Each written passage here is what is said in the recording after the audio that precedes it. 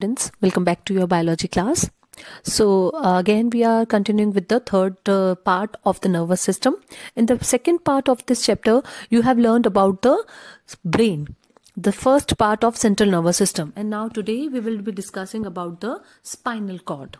Okay, you have already got an idea that in the central nervous system we have two parts. Major parts are brain and spinal cord. So you have learned about brain. Now we will be continuing with the spinal cord. So in the brain you have studied that the brain is having three major parts, that is cerebrum, cerebellum and medulla oblongata. So the spinal cord is the continuation of the medulla oblongata only. Okay, so brain का जो medulla oblongata portion है उसी के continuation में ये जो tube like structure है that is called as our spinal cord. So it is a cord like structure that runs through the vertebral column. Okay, it emerges out from the hole, okay, at the base of the skull, और यहाँ से ये run करती हुई हमारी backbone यानी vertebral column के through ये run करती है. So this cord like structure is our spinal cord. Okay, so if we will discuss about the structure of spinal cord, we will see that if we will do the cross section of our spinal cord, we will see such kind of structure. Okay, and it is connected with the nerves. So this yellow colored portion is the cross section of this spinal cord, and the enlarged structure of our spinal cord is somewhat like this. So we will be discussing about the internal structure of our spinal cord also. So in this internal structure, you will see that it is divided into two similar halves. You can see that this is one half and this is another half. Okay, so the spinal cord is divided into two similar halves, okay, which are fused together to form a small canal-like structure which is called as central canal. ये जो central में rounded structure दिखाई दे रहा है, that is called as central canal. Okay, and just like brain, even the spinal cord is also covered by the layer of meninges in which the cerebrospinal fluid is filled for the protection of our spinal cord. And in addition to that, even in the central canal also cerebral spinal fluid is filled. Now you can see that surrounding that central canal there is a H-shaped area. This H-shaped area is gray in color, that's why this is called as gray matter. Okay, and this gray matter is consist of the cell bodies of neuron.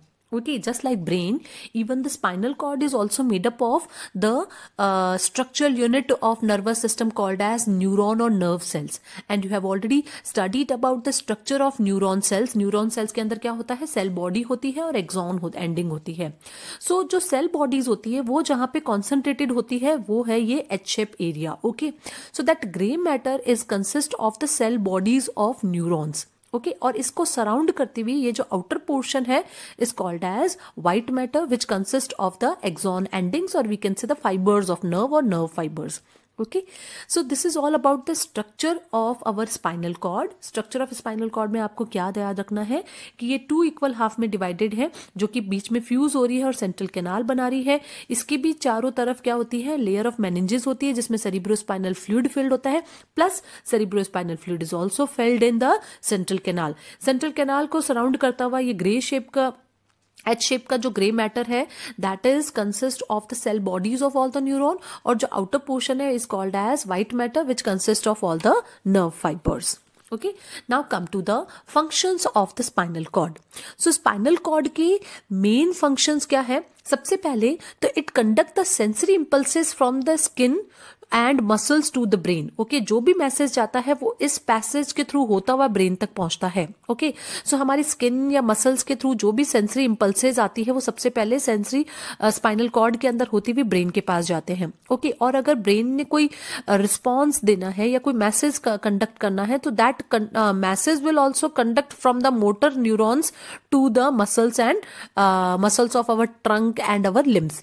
सो जो sensory impulses जाती है वो भी किसके through होके जाती है, spinal cord के थ्रू होके जाती है, और जो मोटर नर्व्स मैसेज लेके आती है वो भी पहले स्पाइनल कॉर्ड के थ्रू होते हुए हमारे जो हाथ और पैरों की मसल से वहां तक वो रीच करता है. So these are the two important function. And the third most important function of the spinal cord is that it will conduct the reflexes below the neck. Neck से नीचे वाले रीजन के अंदर जो भी रिफ्लेक्सेस करने होते हैं, रिफ्लेक्स एक्शन करना होता है, वो स्पाइनल कॉर्ड करती है. So the main function of the spinal cord is to perform reflex action. That we will discuss in the next slide कि रिफ्लेक्स एक्शन होता क्या है। इसके अलावा जो दो मेजर फंक्शन है वो क्या है कि जो सेंसरी इंपल्सेस हैं वो स्किन या मसल्स के थ्रू कहा ब्रेन तक कैसे पहुंचता है, through this passage called as spinal cord के थ्रू होता हुआ ब्रेन तक पहुंचता है, और जो ब्रेन वापस जो मैसेज देता है वो मैसेज भी मोटर न्यूरॉन कन्वे करते हैं by passing that impulse through this spinal cord only. Okay, now we will discuss that reflex action in detail. So the main function of the spinal cord is reflex action. Okay, reflex action क्या है, that you all know कि whenever our body just need any order, that order will be given by our brain, but sometime we just need some quick response. And in that particular situation, now the brain will not get involved in that message. Even the spinal cord will do that action. Okay, that order will be given by now spinal cord. So कुछ ऐसे actions होते हैं हमारी body के जो कि brain की बजाय स्पाइनल कॉर्ड ही ऑर्डर करती है और उनको कंट्रोल करती है। Suppose when you need a very quick response, automatic quick sudden response की जब हमारी को जरूरत होती है हमारी बॉडी को, सो इन दैट पर्टिकुलर केस उस पैसेज के थ्रू होके जब मैसेज ऊपर ब्रेन तक जाता है, सो इतना टाइम वेस्ट नहीं किया जाता है और वो मैसेज जो है वो वहीं से टर्न बैक हो जाता है and the order will be given by the spinal cord only. I will give you one example. Suppose अगर आपका पैर किसी बहुत ही शार्प ऑब्जेक्ट पे आया है, so instantly what you will do, you will withdraw your foot. Okay, and this reaction is such a sudden automatic or that we will say quick response will be there, that it will not involve thinking in it. Okay, और thinking involve नहीं, इसका क्या मतलब है कि brain will not get involve in this action and this action is called as reflex action. So what we can say that any automatic spontaneous and mechanical response to any particular stimulus which will be controlled by spinal cord and which will not get involvement of brain is called reflex action. So you all have felt that thing that many times your body will do the reflex action. मतलब अगर बहुत ही quick response आ रहा है और आपको पता ही नहीं लगा और आपकी बॉडी ने वो एक्शन परफॉर्म कर दिया, so that particular action will be done by the reflex action और we can say that it will be controlled by our spinal cord. For example blinking of eyes, if any foreign particle is suddenly coming towards your eyes, you will do the blinking of eyes. आप अपनी आंखों को झपका लेंगे जिससे कि वो foreign particle आपकी आंखों के अंदर एंटर ना हो। So that action is also a spinal cord performing action or we can say that is also a reflex action. Okay, so next से below वाले जो reflex actions perform किए जाते हैं, those all actions will be done by our spinal cord. Okay, so अब ये जो action होता है, that action is called as reflex action and while performing that action there will be one pathway followed by this reflex action and this pathway is called as reflex arc. Okay, so हम reflex arc के बारे में जानेंगे कि कैसे ये spinal cord ये action perform करती है और ये जो पाथवे लेके जाती है उस पाथवे को हम रिफ्लेक्स आर्क बोलते हैं। So let us understand what is reflex action and what is reflex arc. Here we will take one example. Suppose आपको कोई पिन चुभा दी गई है. Okay, so that pin prick will be an stimulus. What is a stimulus?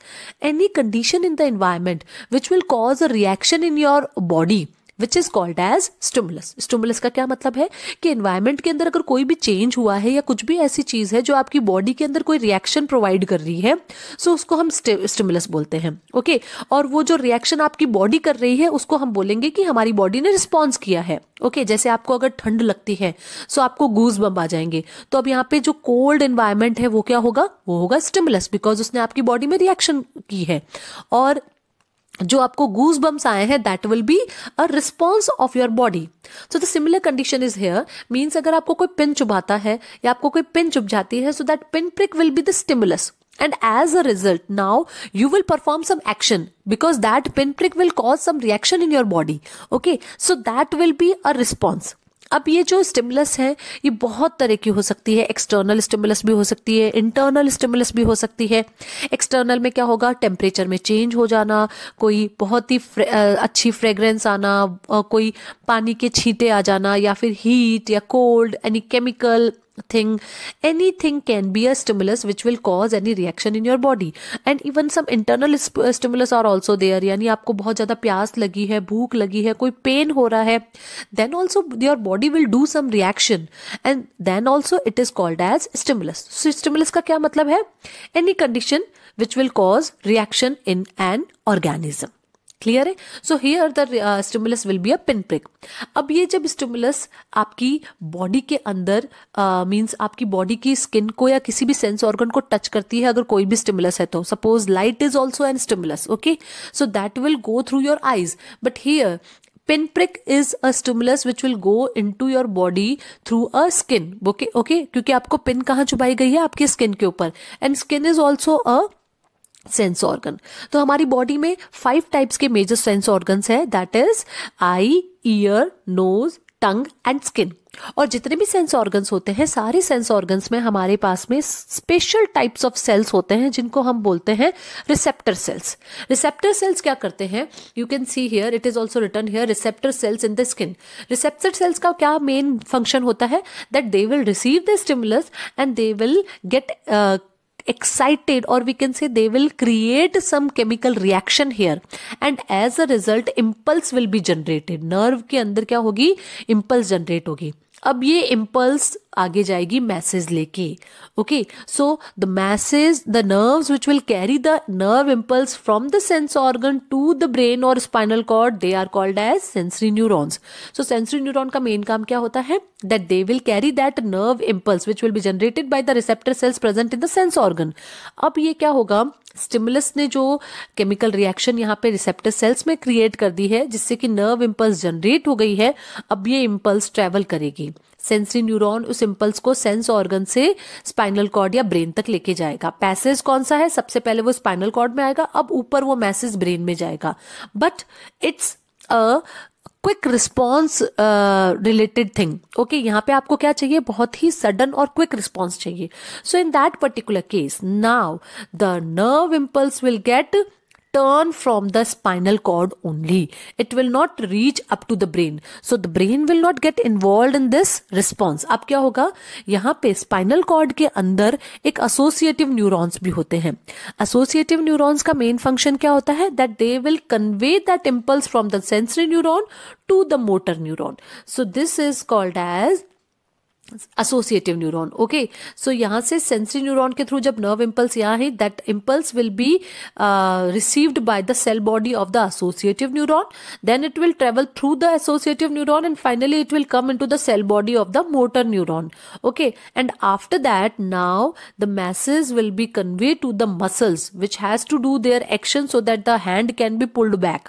Okay, so अब ये message धीरे धीरे कहाँ जाएगा? हाथों की मसल्स के पास जाएगा. अब मसल्स को क्या ऑर्डर मिला है? That you just do the contraction, जिससे कि अब हाथ जो है वो पीछे हो जाए. हाथ जब पीछे होगा तभी यहाँ पे जो पिन चुभ रही है वो चुभना बंद हो जाएगी.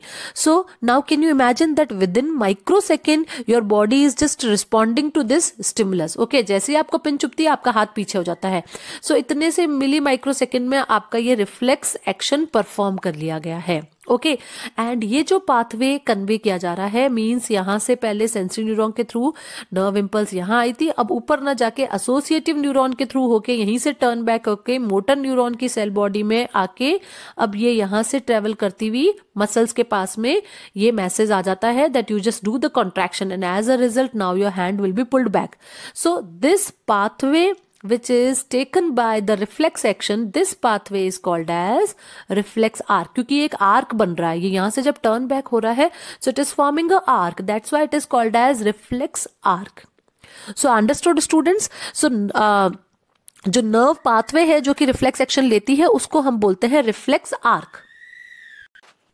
Now we can say that there are total 4 steps in the reflex action. First क्या होगा? स्टिमुलस क्या करेगी? रिसेप्टर सेल्स को ट्रिगर करेगी जिससे कि इंपल्स जनरेट होगी. ओके, ये इंपल्स अब ट्रेवल करेगी through the sensory neuron to the spinal cord. अब यहाँ पे स्पाइनल कॉर्ड के अंदर क्या होगा? स्पाइनल कॉर्ड के अंदर जो एसोसिएटिव न्यूरॉन है वो उस इंपल्स को ट्रांसफर कर देंगे from the sensory to the motor neuron. Okay, and finally it will reach to the effector organ and now the effector organ will perform action. Clear है? और ये पूरा पाथवे जो है that pathway is called as reflex arc. So there are many examples of such kind of reflex action. For example, अगर कोई unwanted particle आपके nose में एंटर हो जाता है then suddenly you will do sneezing. So that is also a reflex action.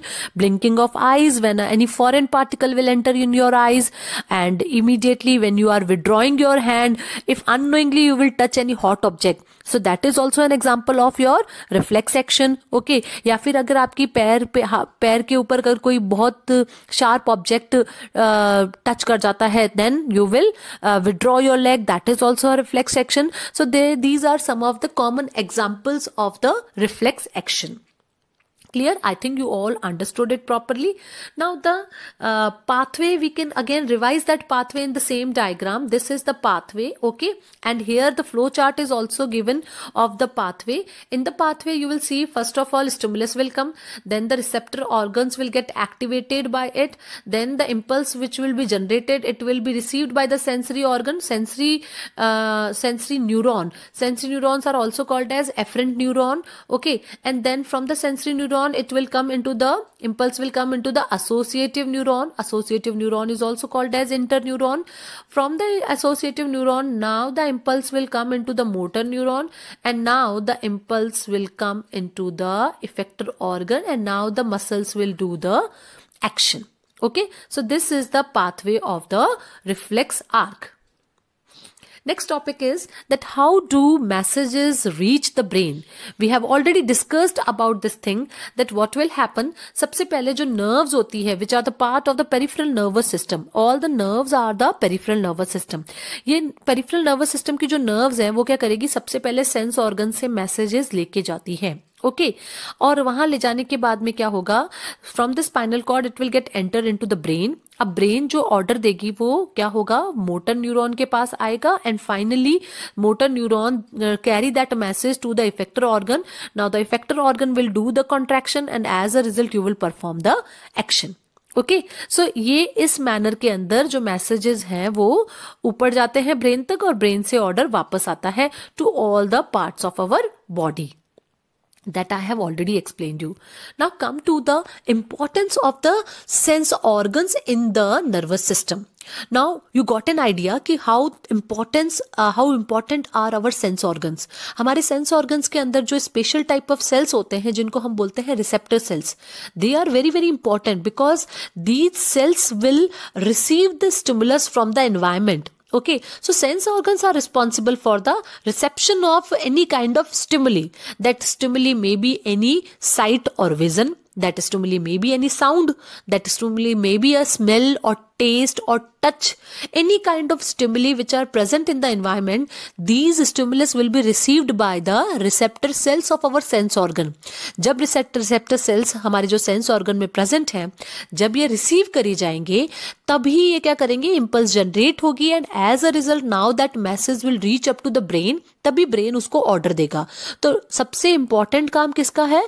Important work is performed by the receptor cells present in the sense organs. और हमारी body में 5 sense organs है, that is eye, ear, nose, tongue and skin. Okay, and they all are connected to the brain through different nerves. Okay so जो eyes है वो optic nerve से connected है, year जो है वो एकॉस्टिक नर्व से कनेक्टेड है, और इनका मेन काम क्या होता है कि स्टिमुलस को एक्सेप्ट करते हैं रिसेप्टर सेल्स जो इसके अंदर प्रेजेंट है, and then they will convey that message to the brain so that brain can give order to the respective organs, and now our body will perform that particular action. So there is a very close coordination between the nervous system and our sense organ, and I think you all understood how important are our sense organ. So here we are ending our chapter. Just go through the chapter and ask me if you have any doubt. Okay, and very soon I will give you exercise of this chapter also. Thank you so much.